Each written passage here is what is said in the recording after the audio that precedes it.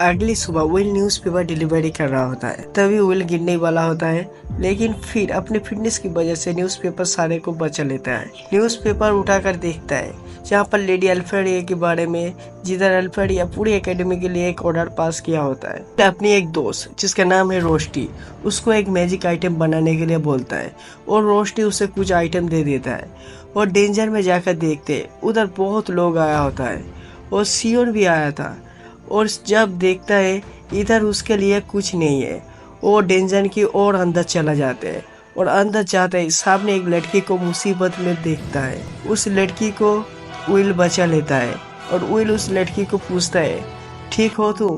वो लड़की, हाँ मैं ठीक हूँ, मेरे जान बचाने के लिए आपका शुक्रिया। और इस लड़की का नाम है आइरिस। प्रोफेसर ओगनार इधर क्लास में एक लेक्चर दे रहा होता है और बोलता है, बच्चों अगर तुम लोग एक नया मैजिक बनाते हो तो तुम्हारे नाम इतिहास में सुनहरी अक्षर में लिखा जाएगा। और उनकी बात सुन के सारे स्टूडेंट बोलता है, बहुत ऐसा रहा है कि जैसे करना बहुत आसान है। और इधर एरिस और विल साथ में डेंजर में जा रहा होता है और एरिस और विल साथ में डेंजर में जा रहा होता है। और एरिस, तुम वही लड़की हो जो नो टैलेंटेड है, किताबी कीड़ा है। और विल उसकी बात सुनकर, तुम मेरे साथ घूम रहे हो तो तुम्हें कोई अजीब सा नहीं लग रहा है? एरिस, मुझे अजीब क्यों लगेगा? जो मेरा जान बचाया है उसके साथ घूम रहा हूँ। और तुम ही भले मैजिक यूज नहीं कर सकते हो, लेकिन मैं उनकी रिस्पेक्ट करता हूँ जिसके पास टैलेंट होता है। और विल, तुम भी तो उस ऑर्डर के लिए आए हो। एरिस, हाँ मैं भी बैगी एवेंडर की काम आना चाहता हूँ। हमें कुछ पास्ट की सीन दिखाई जाती है, हमें बताई जाती है आसमान पूरे नकली है। बैगी एवेंडर की मैजिक की वजह से ये आश्रम चल रहा होता है। और एक दिन ऐसा भी आएगा जहाँ पर अंधकार आ जाएगा और पूरा विनाश लेकर आएगा। एरिस विल को बोलता है, एक दिन मैं डेंजर में फंस गया था, तभी मुझे बचाने के लिए लेडी अल्फ्रेडिया आया था। विल नीचे देखकर बोलता है, सामने शायद पावरफुल फॉक्स फाइट है।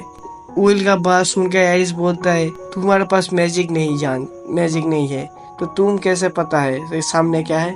तभी विल बोलता है, हर बार मैजिक ही सब कुछ नहीं होता, डेंजर में तो बिल्कुल नहीं। और मेरे पास तो मेरा दिमाग तो है ही, तो काफी कुछ चीजों के बारे में मुझे पहले से ही पता होता, एक्सपीरियंस हो गया है। और एक मॉन्स्टर को ऊपर से हमला कर देता है, फिर मॉन्स्टर की उन लोगों के ऊपर हमला करता है। और विल एरिस को बोलता है, तुम इधर ही छुपे रहो। एरिस, विल तुम नहीं हार पाओगी इस जैसी चीज को, जिस भी चीज को छूता है वो बड़ा बन जाता है। विल, मैंने पहले भी ऐसा बहुत मॉन्स्टर की सामना की है। और विल बेनिफिकेशन की पावर से उस मॉन्स्टर को पूरा तरह से बांध देता है और उस मॉन्स्टर को उधर ही उड़ा देता है। और एरिस इधर अपने मन में सोचता है, ये इसका नो टैलेंट, जो सुना था और जो देख रहा हो पूरा अलग है, इसका रिपोर्ट कैसे करूं? और विल उस मॉन्स्टर को छोड़ दो और उठकर बोलता है, एरिस हमें बहुत कुछ मिल गया है तो चलते हैं। एरिस भी हाँ बोलता है। और इधर हमें टावर की सीन दिखाई जाती है जहाँ पर एरिस बैगी एवेंडर के अंदर जाता है, टावर के अंदर जाता है और बैगी एवेंडर को रिपोर्ट देता है विल के बारे में। और बोलते एक काम करो, और वहाँ पर बैगी एवेंडर बोलते एक काम करो, ग्रैंड मैजिक फेस्टिवल सामने है, जो काम का होगा वो खुद ही सामने आ जाएगा और जो नहीं होगा वो खुद ही सामने नहीं आएगा। और मीटिंग खत्म करते हैं।